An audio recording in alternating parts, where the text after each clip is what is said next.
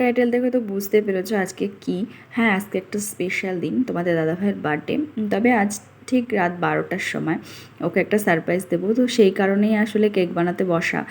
আর আজকে chocolate cake বানাবো ভেবেছি। প্রথমে ভেবেছিলাম ফ্রুট কেক, তো ফ্রুট কেক ওর ঠিক ততটা ওটা ভালো লাগে না। আর চকলেট কেকটা দেখলাম ঘরে বিস্কুটও আছে, তো তাড়াতাড়ি হয়েও যাবে। এর জন্য ওরিও বিস্কুট নিয়েছি 5-6 প্যাকেট মতো। তো ওগুলোকে ভালো করে ব্লেন্ড করে নিলাম, আর ক্রিমগুলো আগেই কেটে রেখেছি। তো এর মধ্যে হাফ কাপ মতো চিনি দিয়ে আর একটু ব্লেন্ড করে নেব।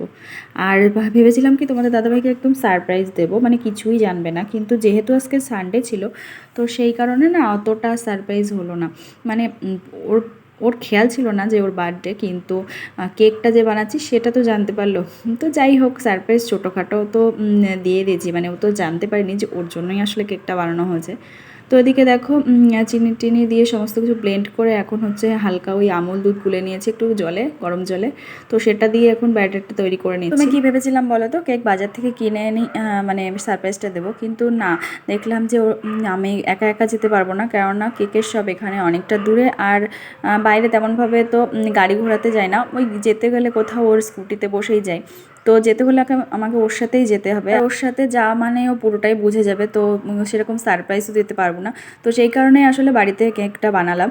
আর এখন কিন্তু ও বাড়িতে নেই, যেহেতু সানডে, তো মার্কেটে যায়। আমাকে বলছিল চলো বাজার করে নিয়ে আসি। আমি বলছি না, আমার শরীরটা ভালো লাগে না, তুমি যাও বাজার করে নিয়ে আসো। তো এখন যথারীতি বাজারে গেছে, আর আমি তখন কেকটা বানাতে বসেছি। আর মোটামুটি আমার হয়েও গেছে। আমি ভেবেছিলাম ও আস্তে আস্তে আমার হয়ে যাবে, কারণ আমি আগেই ওইগুলো ব্যাটার ট্যাটারগুলো ঘুমাচ্ছিলো যখন, তখন রেডি করে রেখেছিলাম। কিন্তু ও যে ফট করে চলে আসবে সেটা বুঝতে পারিনি। তো এসে যথারীতি দেখে নিয়েছে, তো ওর আসলে খেয়ালই ছিল না ওর কাল মানে বার্থডে।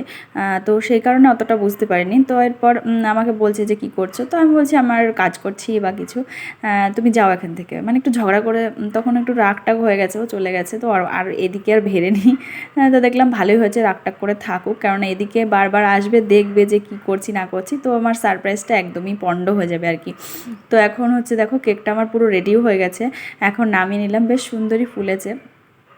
তো এখন ছাড়িয়ে টাড়িয়ে ডেকোরেশনটা করে লুকিয়ে এখন এই রান্নাঘরের মধ্যেই রেখে দেবো। 4 বছর বিয়ের মধ্যে 2 বছর মানে জন্মদিন আমি হাতে পেয়েছি। মানে মাম্মাম একবার পেটে ছিল, তো সেইবার আর কিছু করতে পারিনি, আর একবার ছুটিতে ছিলাম, তো সেইবার বাড়ির সবাই মিলে করা হয়েছে। আর 2 বছর আমি মানে এই বছর দিয়ে, আর বিয়ের প্রথম বছর সেবারও সারপ্রাইজ দিয়েছিলাম, সেবারও কিছু সেরকমভাবে জানতো না।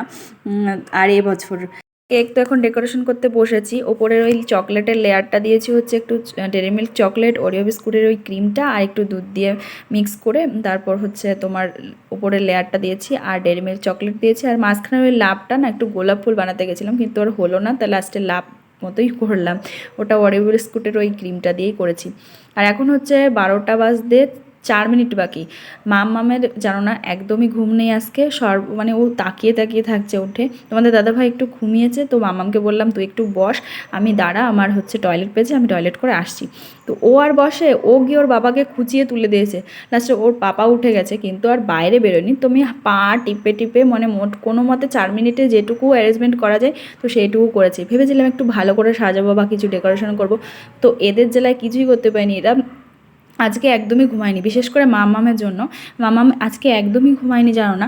তোমার দাদাভাই যদিও বা 15 মিনিট আগে ঘুমিয়ে গেছে, কিন্তু মামাম গিয়ে না খুঁচিয়ে খুঁচিয়ে ওর পাপারে তুলে দিয়েছে। মানে আমি আসার পর ওর পাপাও উঠে গেছে।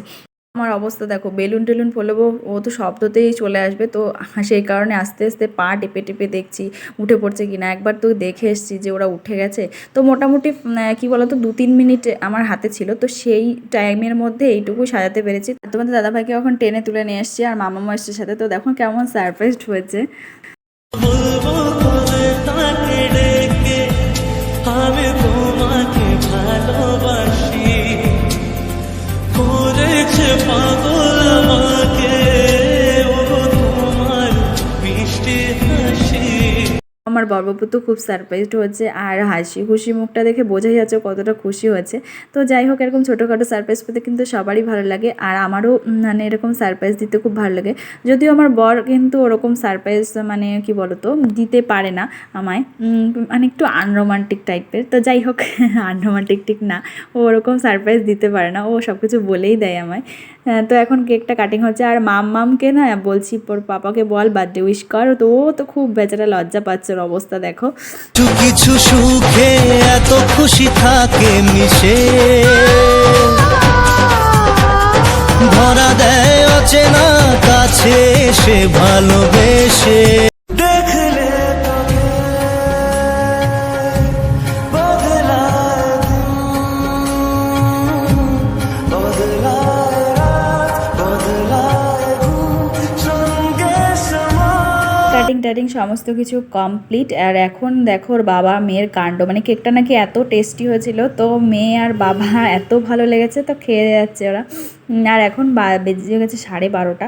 তো মামামের চোখ কিন্তু এক ফোঁটাও ঘুম নেই, ও আজকের দিনটা মনে হয় বাবাকে উইশ করার জন্য জেগেছিল। তো দেখো আজকে ব্লগটা কেমন লাগলো অবশ্যই কমেন্ট করে জানাতে ভুলো না।